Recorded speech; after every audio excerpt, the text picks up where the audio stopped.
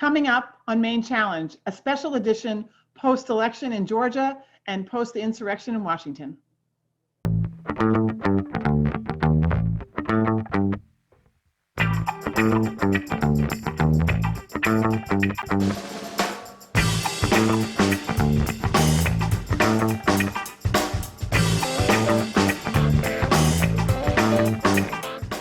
Good morning and welcome to Maine Challenge. We are very glad to have you with us after this tumultuous week, and I could not be more excited than to welcome my two guests today, two friends of mine, Rob Ryerse, who is a pastor. He is the director of Brand New Congress. He is the political director for Vote Common Good, and he also was a Republican candidate in Arkansas for the legislature in 2018, or for the Congress in 2018, and is just an amazing guy, has written several books, but the most recent is Running for Our Lives, and what it was like to run as a progressive Republican.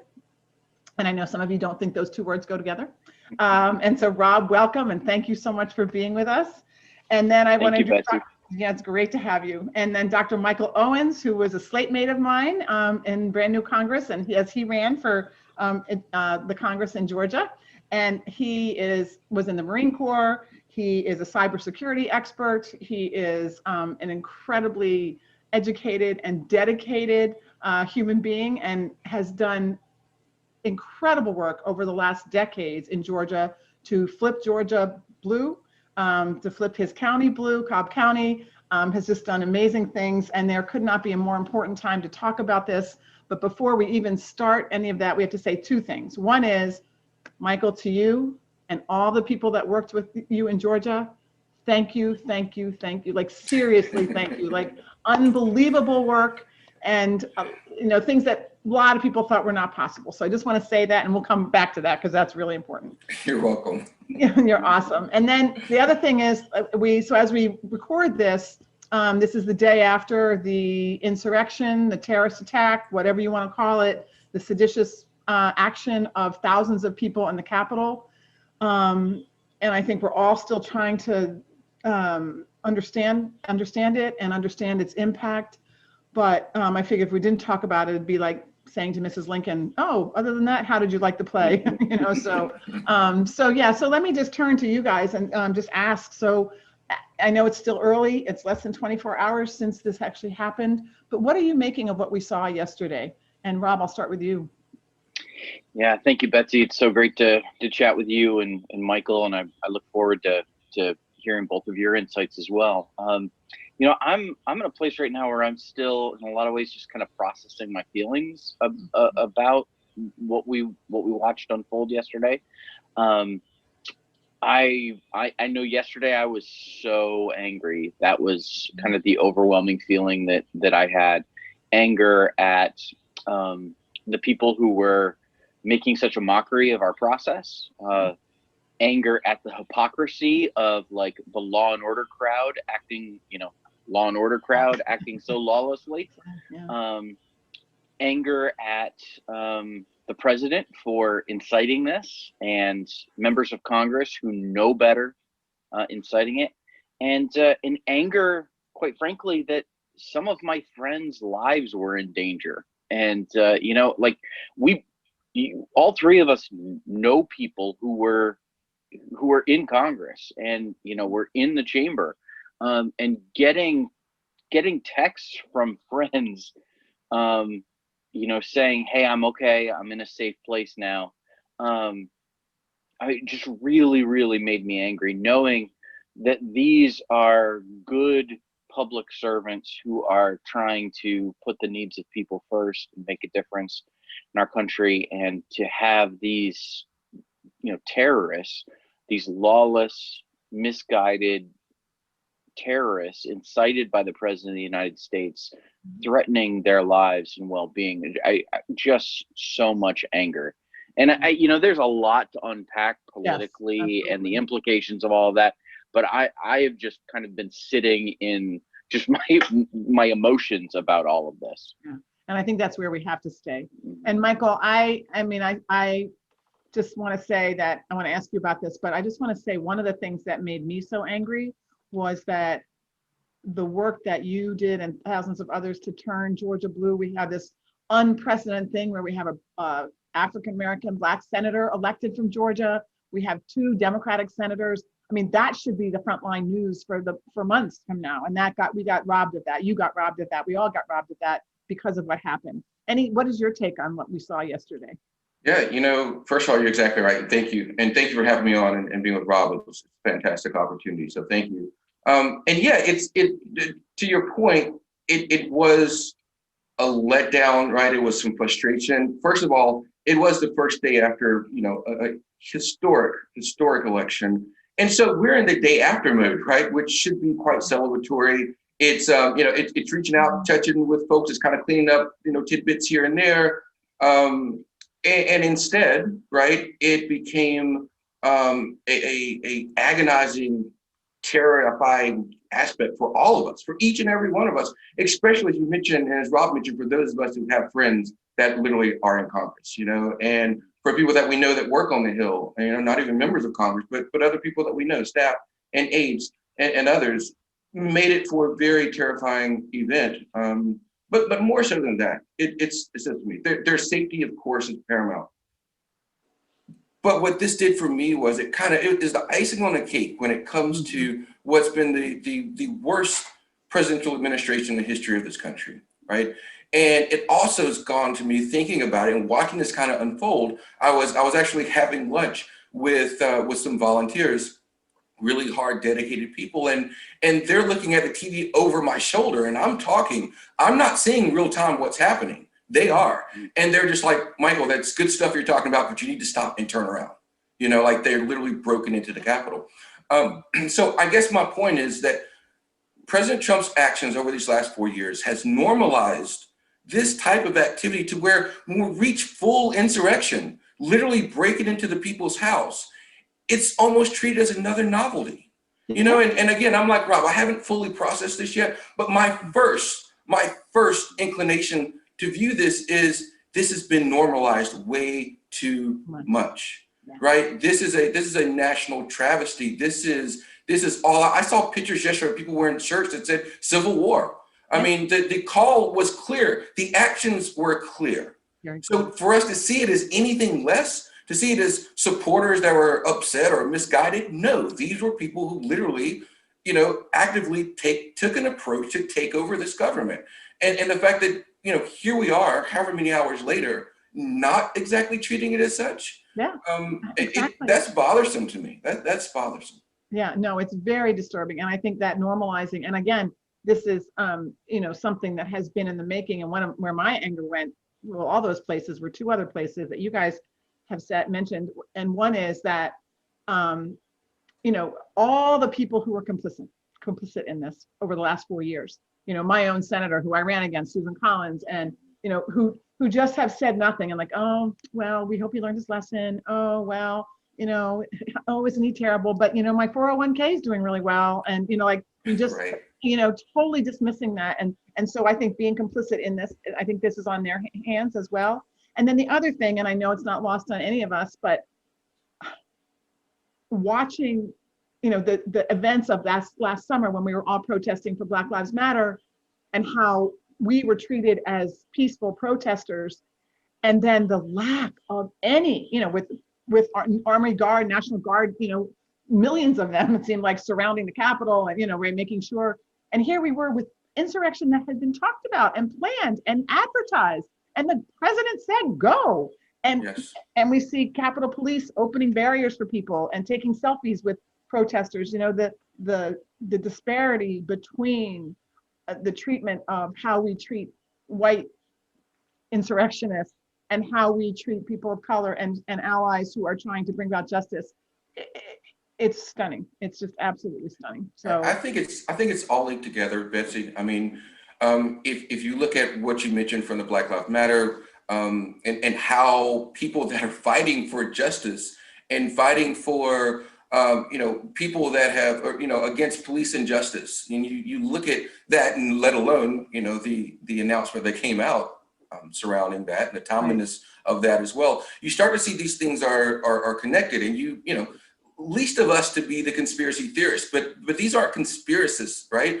These are facts. We are grounded in factual information that comes out and how responses to things are handled. And, here in Georgia, again, it hits home with us, because we did have Senator, shall I say, soon to be former Senator Loeffler, who was one of those who were advocating for it. We had several Congress people, including Congressman Barry Loudermilk, who just a couple of days ago was talking about how he was going back to Washington and how he was going to, speak to the will of the people of his district. And it was like, the people of your district voted, for both candidates, but they lost. This was truly the will of the people. So again, to kind of go back here and have President Trump attacking our governor, who is a Republican in his own party, having him going against our Secretary of State, and we all know about the phone calls now. So this is heightened because we also see the level at which the president and his cronies have been willing to go to stay in power, and then emboldening people, as you mentioned before, that are that are the good people on both sides, right? Or, the stand by, stand back and stand by is exactly what we saw. So, this type of information, like I said, didn't come from anywhere. And it was well known, it was well orchestrated, it was well organized and coordinated. And the failure, again, of, whoever, I'm not going to point fingers right now, whoever were responsible for not heeding this attack for the same way with the peaceful protests that we saw for Black Lives Matter, again, there needs to be some serious conversations about this at all levels of government. Yeah, absolutely. And I think there is a not so subtle racism at play that the good white people aren't going to actually riot. There was not the same level of preparation. There was not the same level of awareness and anticipation of what could happen, during this insurrection. Because I think the Capitol Police were like, well, the good white people, they're not gonna do this. White people don't do this, like that, and it's just it's a not so subtle racism that played out with really tragic consequences. Yeah. I think the lack of calling it what it was, right? I mean, many of us said, this is domestic terrorism, right? This is insurrection, full blown in front of our faces on live TV. And you still had people saying, oh, well, this is Antifa, right? Or these are just Trump supporters. And these are people that are, they're just protesters. Yeah. I mean, I know the three of us have made our lives out of protesting. Yes. Yeah. So, right. I mean, I live in I'm a pastor, as Betsy mentioned. One of the things that I say often to my congregation is this idea that words create worlds. That the words that we speak, and there's like, you go back in the the biblical story starts with God speaking the world into existence, and in that kind of poem and metaphor, and words create worlds, and that's a reality with the words that Donald Trump has used that have fomented this. Elected officials over and over and over again have done this, and you both have cited those. But then also, the words that our media uses, that not being willing to call, like we have had situation after situation after situation where, Michael's absolutely right, domestic terrorists on the right have shown us who they are, and we have not been willing to say accurately and correctly, this is who they are. And as a result of that, we have created this situation that we saw play out yesterday, and will continue to do so. Yeah. And they've been able to hide behind even legislation, right? Because we have to remember, I mean, these are still vestiges. I made a quip the other day about, I'm not surprised that people are fighting to hold on to the White House, because many of them are the same people that in the South are still fighting the Civil War, right? So, this continuation, and as you said, Rob, of not calling out exactly what it is what allows us to get to this point. And, I don't want to misspeak here, but I think it was even during President Trump's campaign, he talked about being willing to pay fees, right? Or bail for people that had gotten locked up. So, I mean, that's all encouraging, back to your point, Rob, words, right, that are put out there that's going, hey, he said this during the campaign, this is our president, he's our guy, right? So he's going to stand by us when we do things like this. And it's unfortunate, that we've seen this at every level in, legislation. There's still, stand your ground laws, right? There are still, oh, I feared for my life, therefore I shot this person that was running away from me. So again, it's a culmination of these things, right? Ahmaud Arbery case that we saw, right, with his, literally being hunted down and shot in the street, not proverbial, literally being hunted down and shot in the street. And if it wasn't for that videotape becoming national news, which, thankfully, brand new Congress actually did its part in that as well, that, those gentlemen would still be walking free to this day. And we see this over and over again. And there was a kind of an epitome yesterday on where we've gotten. But again, this did not come out of nowhere, right? This was encouraged behavior that we've seen consistently and emboldened since Donald Trump has been in office, that has led us directly to this point. Yeah. And frankly, I'm upset, sad, and mad that we even have to talk about this, right? I mean, I had talked about after the election, after we win in Georgia, after this election, we're going to have some serious conversations about, what happened with Tamir Rice and what happened with Jacob Blake.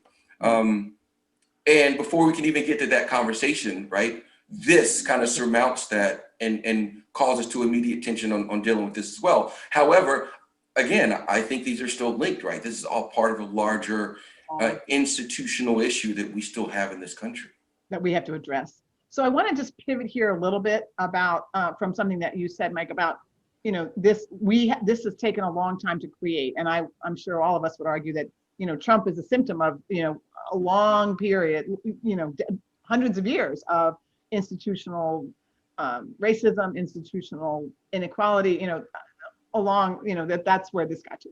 But I want to turn now to the positive thing, which it was my original intent in talking to both of you.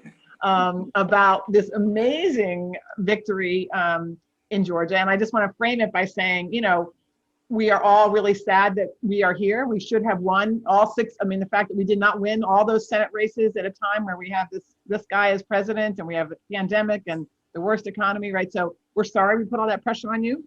That said, we are so grateful that you guys stepped up. And I think that there's a misnomer or misunderstanding by a lot of people that like this was somehow some magic thing that happened in the last 2 months and or in the last 6 months or whatever. And I would love it if you would talk a little bit, Michael, about sort of the work that you've been doing for decades in Georgia to have conversations and to flip Georgia, to a place where they could elect these 2 Democratic senators. Do you want to tell us a little bit about what you've been doing? Yeah, I just, for some context, I just want to mention a couple of things, and you're absolutely right. I mean, I understand kind of from a national aspect, this may have seemed like, oh, wow, where did this come from? But just to peel the onion back just a little bit, I mean, it's over the last 4 years, I think, if you look at what's been happening, it will kind of start to tell the story a little bit. I became chairman of the Democratic Party in Cobb County, the 3rd largest county in Georgia, in 2015. I became the chair. I was a vice chair 2015 and 14 before that. But one of the key telling things was our county actually flipped for Hillary Clinton in 2016. That was the first time our county had went for a Democratic president since Jimmy Carter. Okay. Wow. And since Jimmy Carter.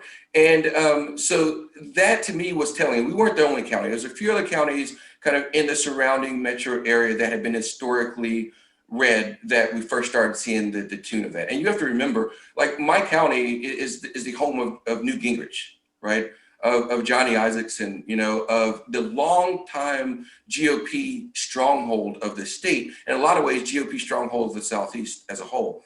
So you started to see little chinks in the armor in 2016. In 2017, after Trump gets elected, the first national race that we had was the John Ossoff race for Congress that was vacated, right? Because Trump's appointment to the Health and Human Services position. And that at the time was the most expensive House race. But my takeaway from that is what we were able to do on the ground. Right. Myself through efforts, I was able to mobilize 2,500 volunteers on the ground to get trained in phone banking, in canvassing, and our humongous nationwide postcard efforts that people in every state of this country has taken part of now started literally from that effort in my office. right? And so to see these things kind of start to come, when no one gave us a chance in the 6th district at all, and we came really close to winning that race then. And then we turned around in 2018, we actually did win that seat with now Congresswoman Lucy McBeth.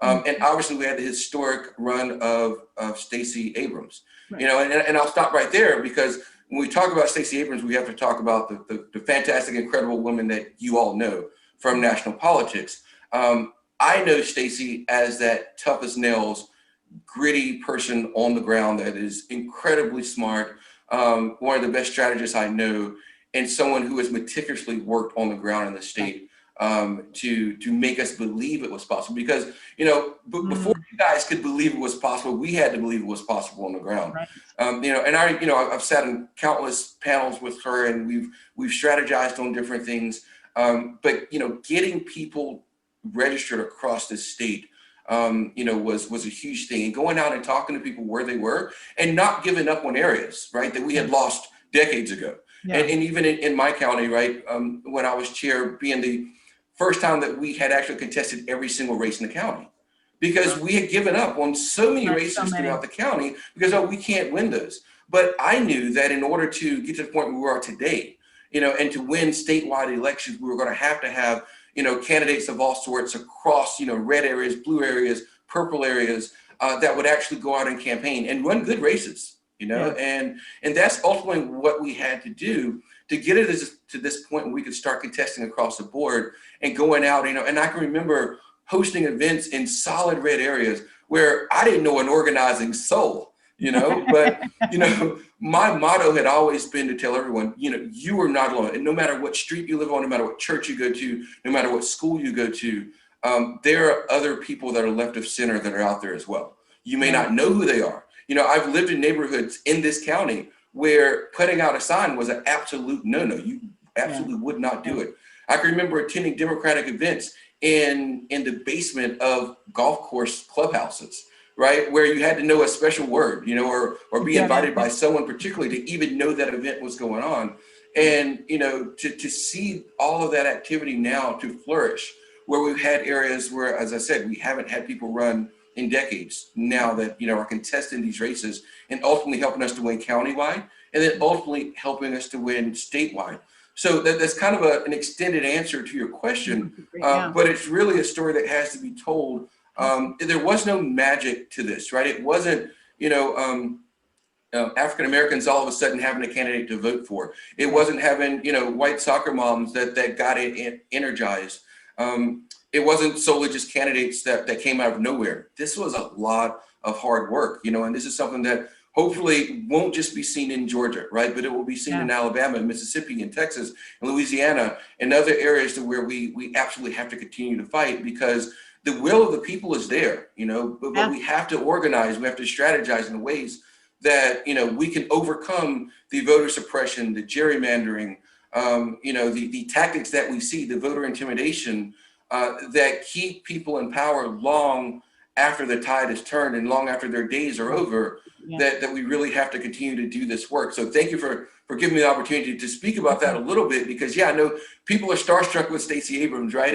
And now they get to see, the great talent that John Ossoff and Reverend Warnock, but even speak about Reverend Warnock and the work that he's done, and he chaired the actual New Georgia project to go out and register thousands of voters. He worked on initiatives to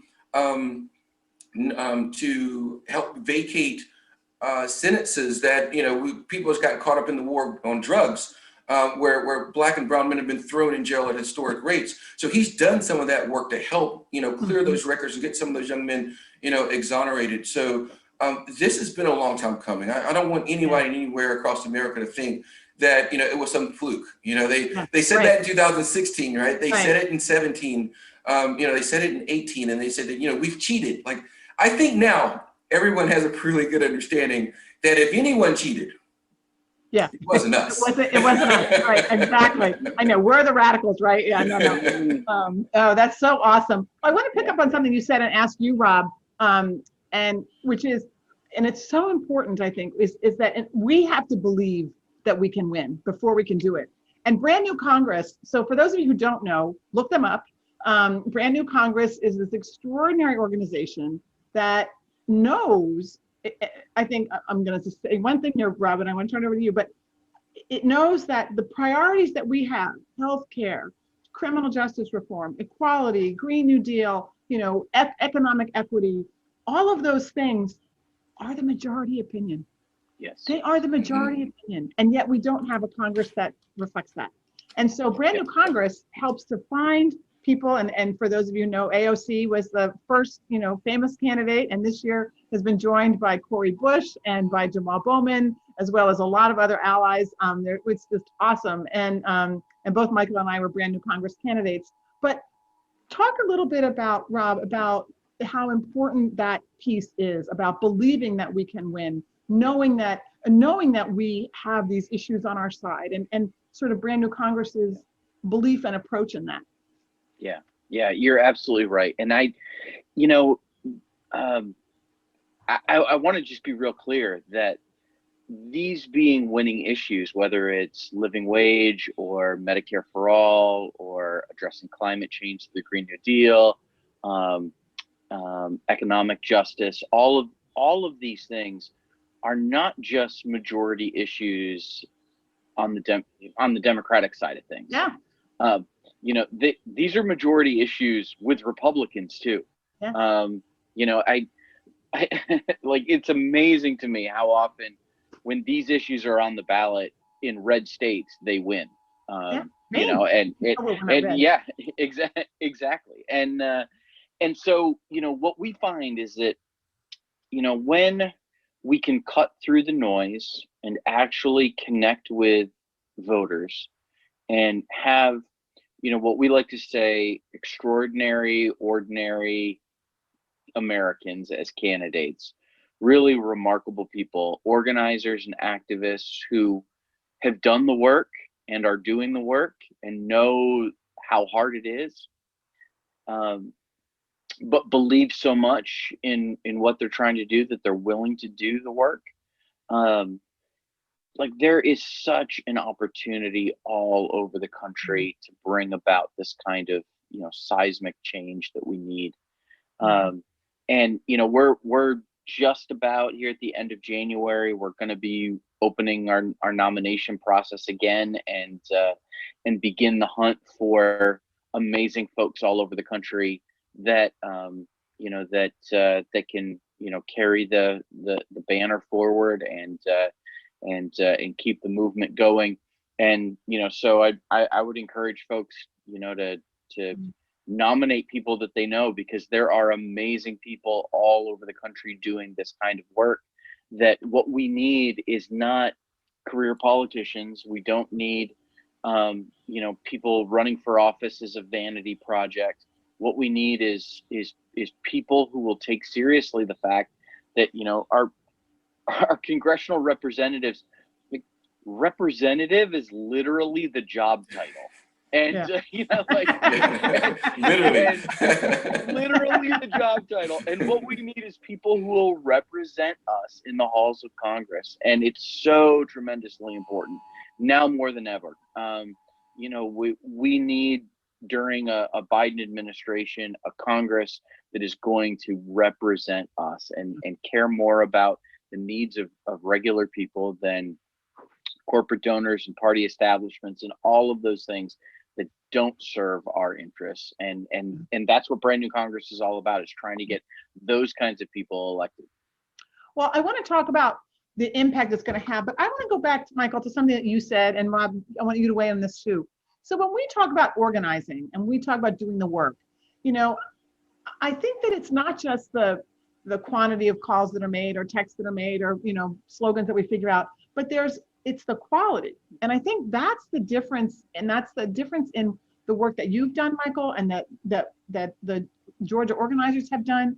And you mentioned a little bit with Reverend Warnock, but talk for a little bit, if you would, about, like, you don't want to just people knock on the door and say, "Hi, I'm Michael Owens, I want your vote, thanks, bye." I mean, help people understand what exactly that we're talking about when we say deep organizing or relational organizing, or the kinds of things that actually really worked, I think, in Georgia. Can you talk about that? I think one of those things is comes with understanding who the voters are, who the people of your county or your state or your town are. I mean, you know, you just mentioned a few minutes ago about representative, right? So who are you representing? Who do you want to represent? And truly understanding those people. I mean, we talk a lot about ensuring that, you know, the people get to elect their representatives, not the representatives get to elect their people, right? And that's the fight you see sometimes, because some of these narratives want to get shaped to where the messaging that goes out fits a certain demographic of people. And that's not what we're going for, right? The goal has to be to represent people and their wants and their needs. So a lot of it starts with going to the people where they are, right? Meeting them and listening and finding out, you know, what are these issues that are important to them, and answering their questions. You know, so much of the organizing isn't about just me talking to you. It's about you talking to me. And I think we skip that step lots of times. We listen to far too many consultants that fly into town from somewhere and they go, okay, here's the script, right? Here's what we got to do. How much money do you have? And okay, you know, 30% is going to go to this, 20% is going to go to this, and 15% is going to go to this. And that's the script, that's the playbook, and we can roll this out anywhere. And that is just patently false, right? You can do that. I mean, make no mistake.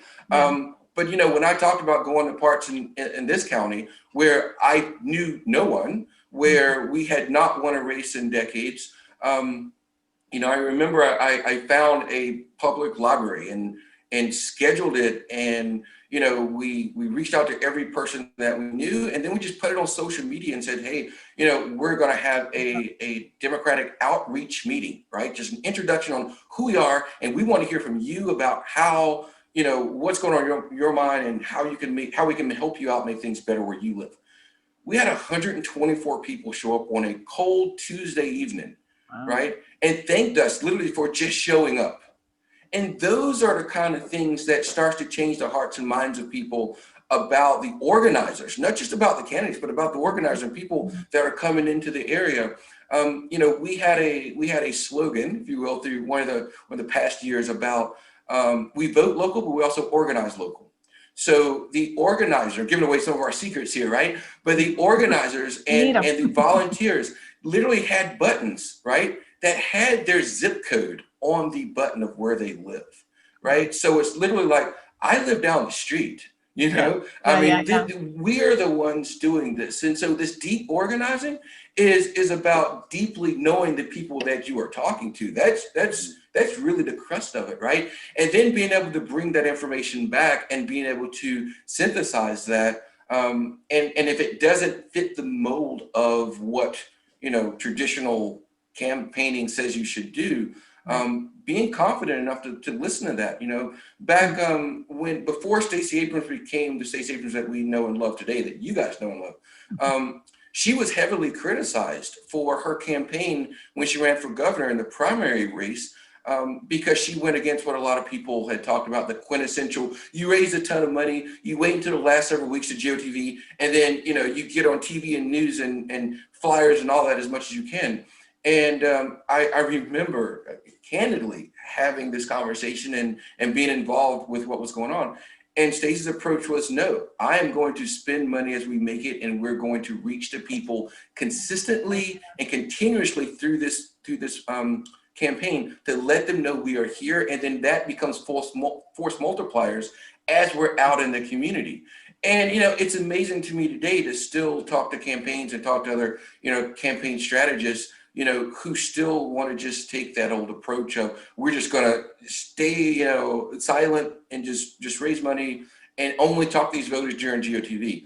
And I think ultimately we have to change and understand that that's not the way. When you're trying to run grassroots, people-oriented campaigns, where a lot of times we're not necessarily going to raise as much money as some of the other candidates, it has to be about continuously engaging people on the ground, and not, this is ultimately important, not just when campaigns are going on. Yes. But we have to do this 365 days a year. And if anything, our voices as organizers are louder when there are no campaigns going on than when you're caught up in the shuffle of, you know, 100 street signs on every single corner.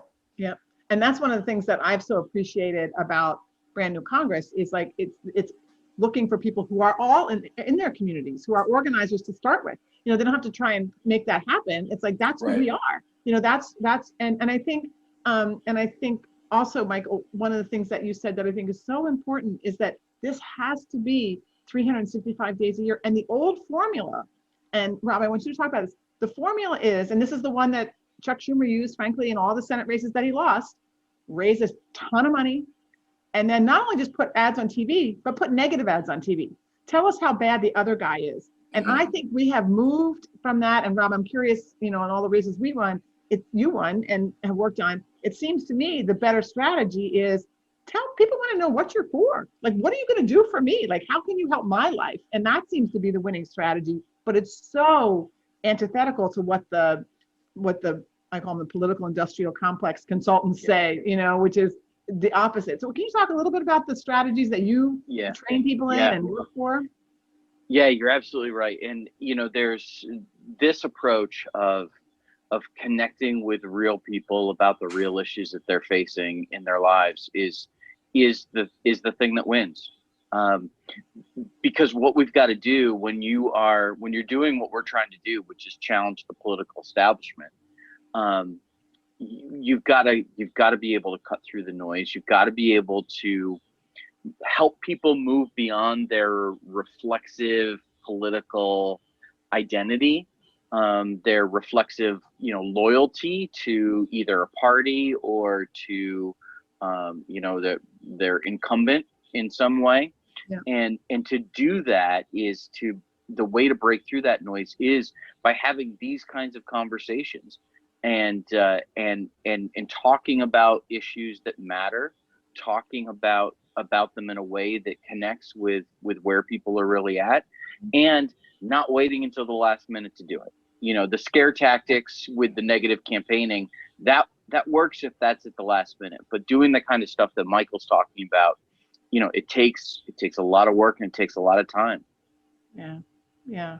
And I think so often we give that short shrift, and we do want to look, we're all, we don't work too hard. And so everyone's looking for the silver bullet, like, what's the one thing I can do that's going to make me win? And it's just not that. It's got to be. And I think the other piece that I think, Michael, that you said that's so important, and I was listening to another organizer from Georgia speak on the news or on some show, and it really was about not only listening and making sure that people, hearing where people are, but it's also engaging the whole of them, like engaging them in their culture and engaging them in culturally understandable, or I'm not saying the right word, but you know what I mean? So like to engage all of them, like, so to have, and this one was saying, so we play music that people get, we serve food that people like, like we're not serving, tuna fish finger sandwiches, like we're, and I think, and that's part of the zip code. It's part of being from there, being grounded in our communities, and that stuff is just so important to those victories. I agree so much. And in past campaigns, that hasn't been the case, right? And I think, you hit the nail on the head talking about just from a political consultant standpoint. This is the playbook, right? This is what you're supposed to do. And, there's plenty locations and GOTVs where we had tamales, right? And people were dancing salsa, and, they were international GOTV events we did where we had, our Indian population that was out, and, we had, I got multiple literature in English and Spanish. There was just a real outreach that we saw to meet people where they were, to ensure that we talked specifically to different demographics that we had to get in different parts of the state that historically, we may have missed over. So it really takes its heart of getting to people directly where they are and speaking to them in their language. And I mean, figuratively and literally, right? Speaking to them in their language. Exactly. I remember we had discussions here about how do we say runoff in Spanish, right? What's the right term to say? Because there is no term for Spanish. And the simple thing is to put it in quotes and just say runoff. Well, that doesn't work, Or do we say, esta elección segunda, right? Like, who knows what, and we've never had those conversations before because it was never given that much thought. Right. But, I saw those things happening this year. So that you get the true whole of the demographics that we're going after to take part in the election. And I think also they felt more ownership in it, right? Yeah. I mean, our Asian American vote had quadrupled. I mean, you just saw it across the board, where people really felt empowered. But I think it also goes back to they realize what's at stake, right? And I think when you have an administration like the Trump administration, you have candidates like David Perdue and Ms. Loeffler, who are lockstep with the president, right? And are doing everything in their power to disenfranchise people. And, we have military bases here in Georgia, right? So when the Trump calls, veterans losers, that hits us home, right? We have a major immigration detainee station here in Georgia. There were ICE raids throughout this state. So these are things, again, that hit families, that hit voters. And so, he can talk all he wants to about illegals and different people who are and felons and all this, but at the end of the day, these are families you're talking about, right? And these are issues that are hitting people, not in a hypothetical way, or not even in a legislative way of, we could get Medicare for all, or we could get, minimum wage increases. We're not talking about things that could happen. We're talking about things that actually are happening right now, right? We're talking about, people that are dying in our jails. We're talking about families that are being separated from their children. So when we talk about tangible things that are literally happening, people understand, at Hartsfield-Jackson Airport, which is in Atlanta, the largest, busiest airport in the world, was a site to where we had people trying to get back after the election and they could not, right? And, myself was down there. I remember John Ossoff was there. The late Congressman John Lewis was there, right? Fighting to try to interpret. We had a call for lawyers because we had to try to interpret what Trump's executive orders actually meant and were they enforceable or not. And meanwhile, there's people getting turned around on planes and being sent back to foreign countries who actually are Americans or should be allowed to be here. These are tangible, real things, again, that has happened throughout the course of these last 4 years.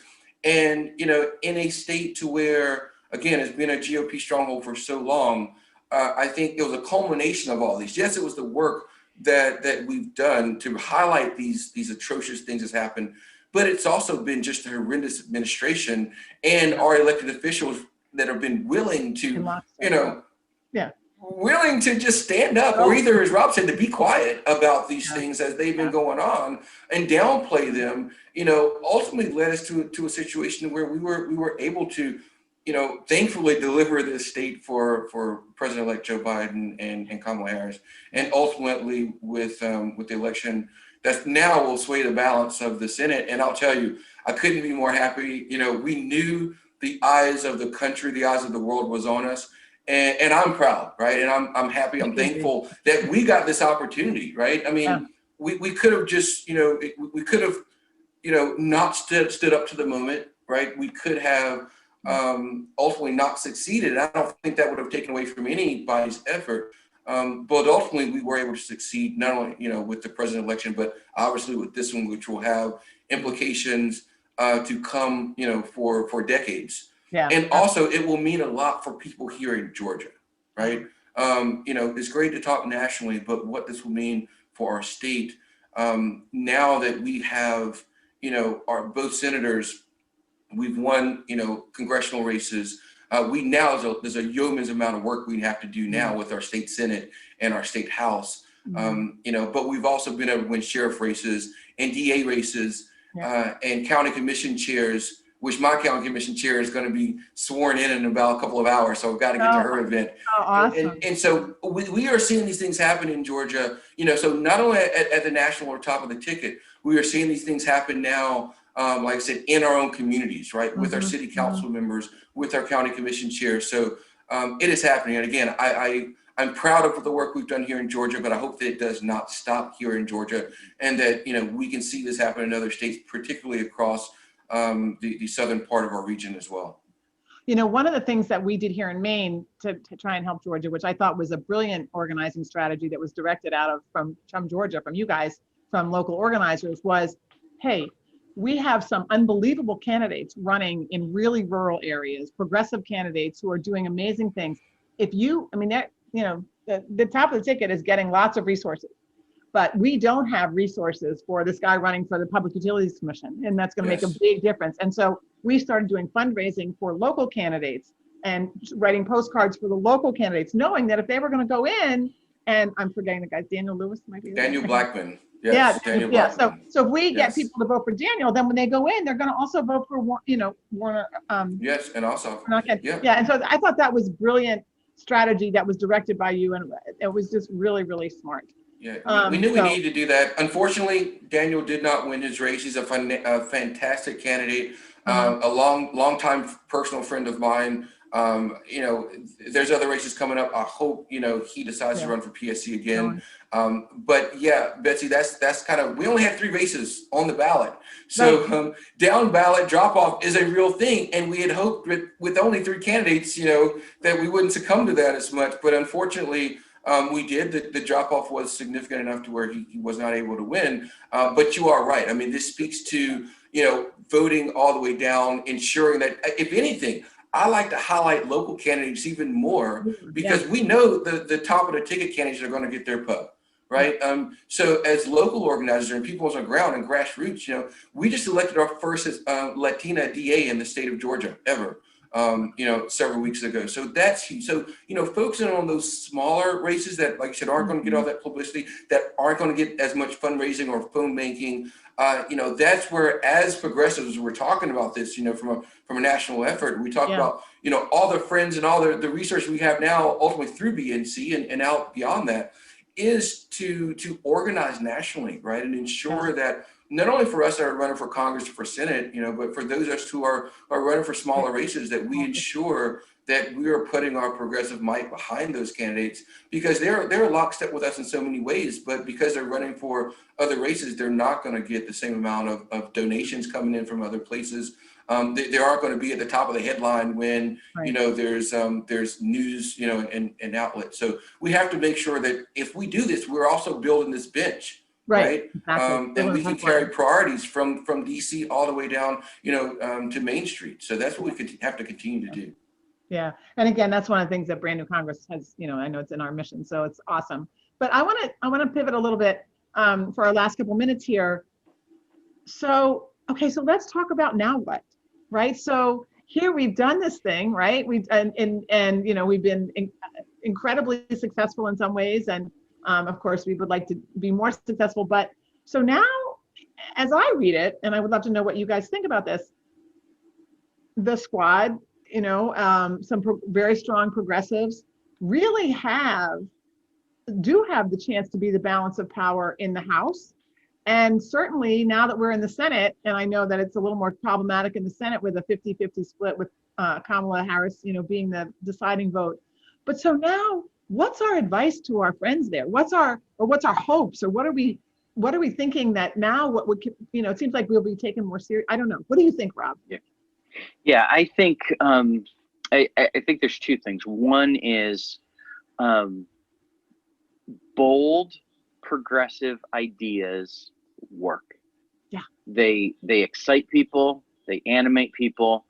They inspire people. And I mean, you just think about, like, how much the needles move just on, like an issue like universal basic income, as an example. Right. Yeah. Like this was something, a year ago, it was, political policy wonks that were talking about that. And now everybody's like, hey, it actually would be pretty good if I had a check for $2,000, that actually might help. So it's bold, progressive ideas are the things that move the needle, that inspire people, and that work. Yeah. And what I fully expect is for AOC and Rashida and Jamal and Corey and the rest of the squad to continue to provide that kind of bold, progressive leadership. That's why we were so inspired by them in the first place. And and Corey last night, in the midst of being moved to safety because of threatened insurrection was writing legislation Right. to address it. And I know, like right? this is what happens when you have amazing progressive leaders, and so I fully expect them to continue to be bold. Now, I think at the same time, I think it's important for progressive activists to give them some space. Yeah. Let them be themselves. I grew up in religious fundamentalism, where if you didn't do everything the way you were supposed to, you were cast out and excommunicated. Right. Yeah. And I think the worst thing that could happen to us as a progressive movement is to adopt that same kind of fundamentalistic attitude. Yeah. I really, listen, we're going to have some differences on tactics. We're going to have some differences even on policy. That's okay. That's good. That's healthy. Let our leaders lead us, and let them be themselves as they do that. And while we're doing that, we've got to keep right on working, because right now, like, if we want to grow the squad, if we want, we went from one brand new Congress representative in the House of Representatives, and not an insignificant one in AOC, to now having 4. If we want 8 or 12 or 400, we've got to do the work now. And so while they're doing their work in DC, we've got to be doing our work all over the country, whether it's in Georgia or Maine or Arkansas or wherever we're at, doing this work, so that when election rolls around, when the election rolls around for 2022, which will be here before we know it, we've got to be ready to send Alex and Corey and Jamal and Rashida as much help as we possibly can. Yeah. And so, Michael, what do you think when we're looking at this? What are you hoping for? What are you expecting? What are you wanting? Thinking that, I mean, I had the same reaction about Corey, who was a friend of all of ours, and really here she is underneath the desk writing legislation, and her senator, was one of the ones that they're trying to expel. Yeah. Anyway, so, but what do you think? What are you thinking? What are you looking forward to or thinking about? I understand that our friends that are now in Congress are cut from a different grain of cloth, right? And you're right, Rob. Bold, bold efforts that really, in many ways, we've talked about it before, echoes the will of the people. We know this, okay? What we also have to understand is there are many other Democrats and Republicans who also know this.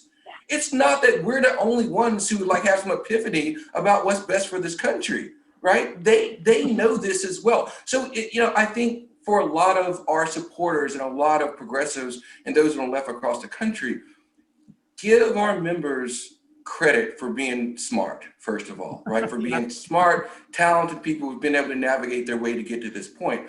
And you can't always be that quarterback, right? This is, like it's a video game and you're controlling their motions through a joystick. That's not how this works, right?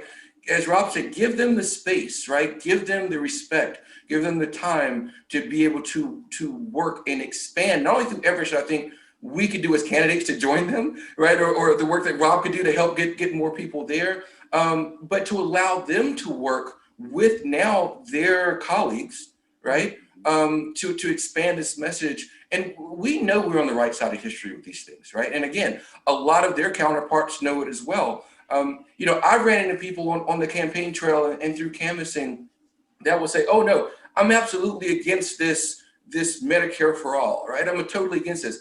And, I've also gone to doors and explained what it is without saying the word Medicare for all. And they're like, oh yeah, I'm definitely for it. I would love to have that. But if you say Medicare for all, even to Democrats, you say it, they're like, oh, no, right. I can't do this, right? Yeah. So a lot of it is about, getting rid of the hashtags. Even though we rally around that, we also have to understand, be smart enough when we don't use that, right? It's just like, going to some spaces where you wear that big D on your shirt. Sorry, Rob, but other places you don't wear that D, right? Right.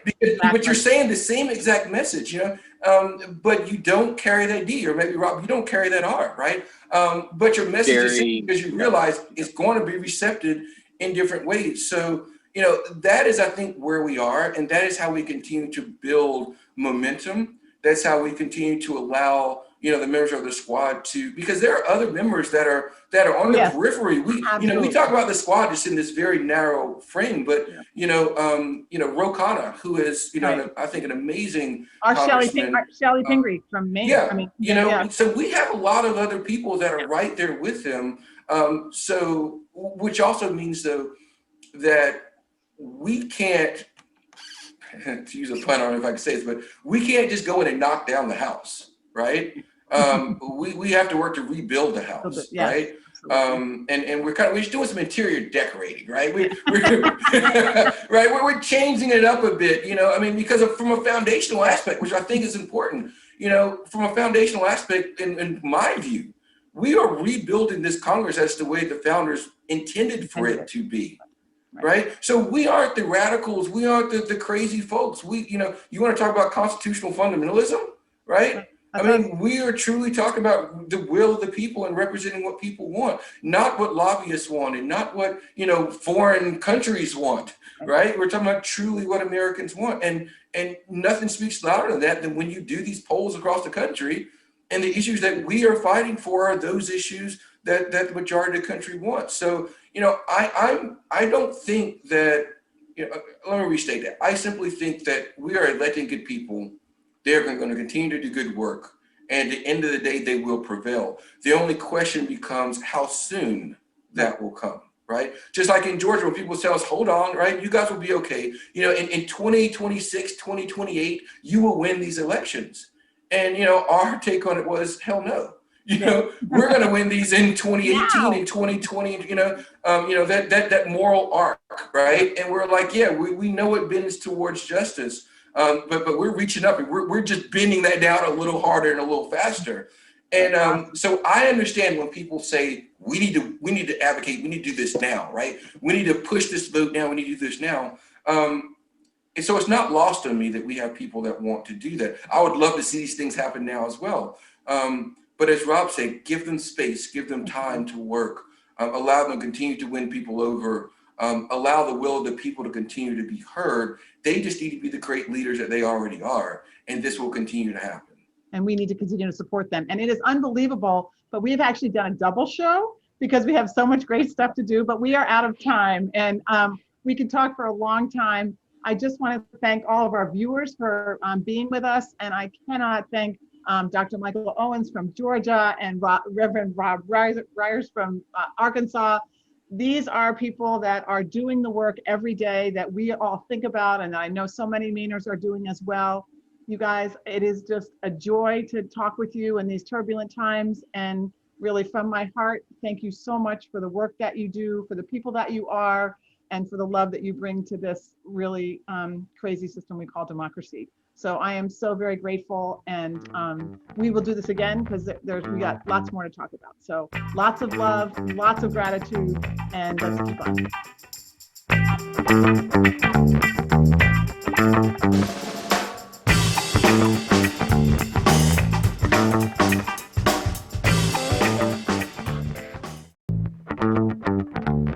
Show your support for Maine Challenge and LCTV's programming. We're all about community. Please go to lctv.org to make a contribution. Your support makes us stronger together.